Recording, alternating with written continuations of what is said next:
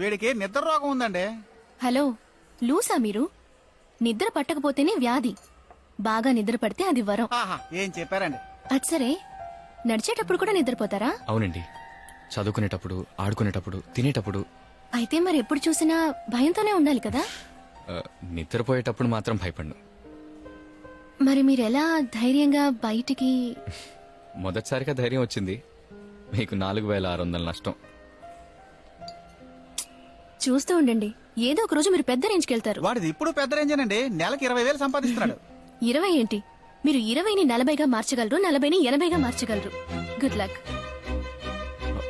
Thank you అండి. కానీ ఏదేవైనా ఆ ఫ్రాడ్ ని మాత్రం నేను వదలండి. వాడంతా చూస్తాను.